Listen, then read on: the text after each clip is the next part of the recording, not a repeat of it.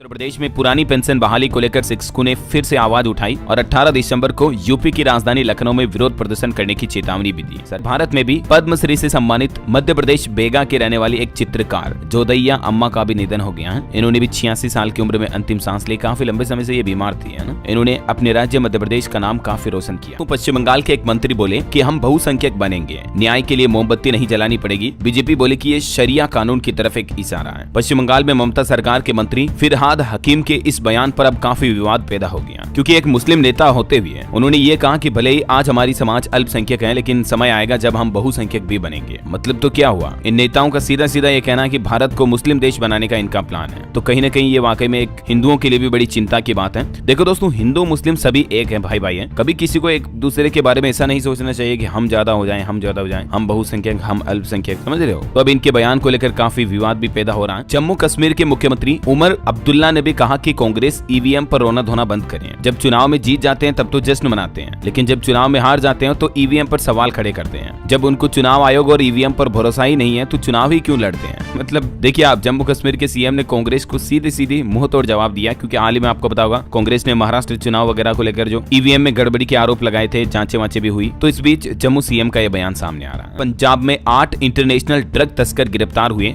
UK में बैठा एक धर्मा संधू इन तस्करों को टास्क देता था। इनके पास से 4 किलो हीरोइन, ड्रग मनी समेत कई हथियार भी मिले। जम्मू कश्मीर में एलओसी के पास रहने वाले लोगों के लिए खुशखबरी देखिए आप, आम नागरिकों को जल्दी हेलीकॉप्टर की सेवा मिल पाएगी। दरअसल जम्मू से पुंछ और मंडेर के लिए हेलीकॉप्टर सेवा शुरू की जाएगी। प्रशासन का यह प्लान बनाया गया जिससे कि इन क्षेत्रों के लोगों को बेहतर हवाई संपर्क मिल पाए। फिर एक बड़ा अपडेट सामने आ रहा, महाराष्ट्र में मंत्रिमंडल शपथ ग्रहण से पहले एमवीए की तरफ से एक बड़ा फैसला लिया गया। फडणवीस सरकार की टी पार्टी में नहीं होगी शामिल। महाराष्ट्र में 33 कैबिनेट और 6 राज्य मंत्रियों ने शपथ भी ली। फडणवीस सरकार में 2 डिप्टी सीएम समेत 42 मंत्री बने। इनमें एक मुस्लिम और 4 महिलाएं भी शामिल हैं। एक सीट अभी भी खाली पड़ी है। तो देखिए, मौसम विभाग की तरफ से हमारे देश में दिल्ली, उत्तर प्रदेश समेत 11 राज्यों में कड़ाके की ठंड पड़ने और शीतलहर और कोहरे का अलर्ट जारी किया है। अगले 5 दिन तक उत्तर पश्चिम भारत में, जबकि अगले 3 दिनों के दौरान मध्य भारत में शीतलहर जारी रहने का अनुमान है। भारतीय मौसम विज्ञान विभाग की तरफ से ये रिपोर्ट भी जारी की गई। देखिए, उत्तर प्रदेश में ठंड का 20 साल का रिकॉर्ड टूटा। उड़ीसा में तापमान -10 डिग्री तक पहुंच चुका है। मध्य प्रदेश और राजस्थान के बीच 4 शहरों में 2 डिग्री से नीचे आया पारा। एमपी के आधे से ज्यादा राज्य के जिले जो हैं वो शीतलहर की चपेट में हैं। बर्फीली हवाओं की वजह से दिन में भी लोग बाग ठिठुर रहे हैं। राजस्थान में भी लगातार तीसरे दिन कई जिलों में माइनस में पारा रहा। 14 शहरों में तापमान 5 डिग्री से भी नीचे चल रहा है। पंजाब, चंडीगढ़ में भी फिर से बारिश के आसार हैं। 21 जिलों में शीतलहर का अलर्ट आज से एक्टिव होगा। पश्चिमी विक्षोभ भी है। वहीं देखिए, उत्तर प्रदेश के इस सीजन में सबसे सर्द रात रही बीती रात। पारा रहा 2.5 डिग्री सेंटीग्रेड। चित्रकूट में ठंड से एक किसान की जान भी चली गई।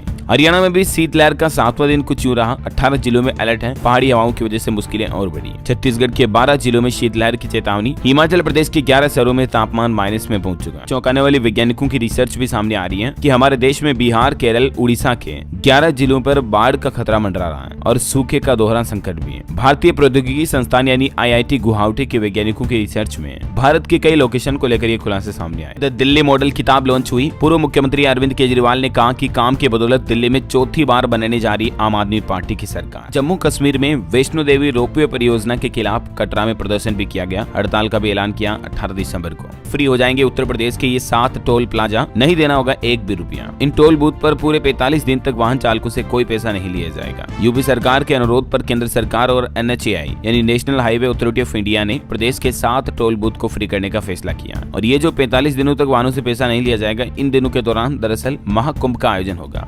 तो महाकुंभ में आने वाले जो श्रद्धालु हैं उनको मतलब टोल टैक्स वगैरह भी नहीं देना पड़ेगा। समझ रहे हो, किन किन टोल प्लाजा पर ये सफर बिल्कुल फ्री होगा, देख सकते हैं आप इसके बारे में डिटेल जानकारी भी। इन बूथ पर टोल फ्री एंट्री 13 जनवरी से शुरू होगी, जो कि 26 फरवरी तक चलेगी। योगी सरकार ने OTS योजना की शुरुआत की। 31 जनवरी तक बिजली उपभोक्ता लाभ उठाएं, सरचार्ज में भारी छूट भी मिलेगी। अभी प्रदेश भर में कई जगहों पर शिविर भी लगाए जा रहे हैं जिनके जरिए आप बिजली बिल जमा करा सकते हैं। तो हरियाणा राज्य में फरवरी तक पूरी तरह से लागू होंगे 3 नए कानून। डीजीपी ने अधिकारियों के साथ बैठक करते हुए सख्त निर्देश जारी किए। गृह मंत्री अमित शाह ने नक्सलियों के गढ़ छत्तीसगढ़ राज्य का दौरा किया। यहाँ 2 दिन तक रुक रहे हैं गृह मंत्री अमित शाह, 15 और 16 दिसंबर को। ठीक है, कल ही आ गए थे, मतलब आज भी रुकेंगे। और यहाँ गृह मंत्री ने कई बड़े ऐलान भी किए। छत्तीसगढ़ के जगदलपुर में बोले अमित शाह, हिंसा करेंगे तो हमारे जवान आपसे निपटेंगे। नक्सली भाई बहन हथियार छोड़ दें। 31 मार्च 2026 के बाद लोग कहेंगे बस्तर बदल गया। दरअसल अमित शाह का प्लान है साल 2030 से पहले देश भर से नक्सलवाद को पूरी तरह से खत्म किया जाए। इसके अलावा यहाँ कई नई परियोजनाओं का उद्घाटन करते हुए बड़ी घोषणाएं भी की अमित शाह ने। रायपुर में बच्चों को शिक्षा और रहने के लिए आवास मिलेगा। अमित शाह ने नक्सलियों से की मुख्य धारा में शामिल होने की अपील भी। अमित शाह बोले कि नक्सलवाद के ताबूत में अंतिम खील ठोकेंगे। 2026 तक माओवाद मुक्त होगा भारत, मतलब 2030 से नहीं बल्कि 26 का ही टारगेट रखा इन्होंने। अमित शाह ने कहा कि पीएम मोदी ने लौह पुरुष के अधूरे सपने को पूरा किया। कश्मीर को हमेशा के लिए भारत के साथ जोड़ा, 370 को खत्म करके। उत्तराखंड हरिद्वार में गंगा पर बनेगा 107 करोड़ रुपए की लागत से एक और पुल। यूपी उत्तराखंड के सैकड़ों गाँव को होगा लाभ। राजस्थान में एयर एम्बुलेंस के जरिए पहली बार लाए गए अंग। जोधपुर एम्स में किडनी और लीवर का सफल प्रत्यारोपण भी हुआ। मध्य प्रदेश में एक बड़ा हादसा हो गया। ग्वालियर में ट्रैक्टर ट्रॉली पलटने से 4 लोगों की जान चली गई, 12 से ज्यादा घायल हो गए। पंजाब चंडीगढ़ में देखिए टीबी का कहर देखा जा रहा। 2 साल में 278 लोगों की मौतें हुई। 12,606 नए मरीज संक्रमित पाए गए। कहीं न कहीं भारत में भले ही टीबी ऑल ओवर कम हो रहे, लेकिन कई राज्यों में इसके मामले फिर से ज्यादा बढ़ने लग रहे हैं, जो कि बड़ी चिंता की बात है। टीबी से बचाव के लिए लोग बाग ये उपाय जरूर अपनाएं। ठीक है, ये कुछ स्क्रीन पर एक्सपर्ट टिप्स दी हुई है, इन पॉइंट्स को फॉलो करें आप। उत्तराखंड में साइबर क्राइम पर लगाम लगेगा। 1 अप्रैल 2025 से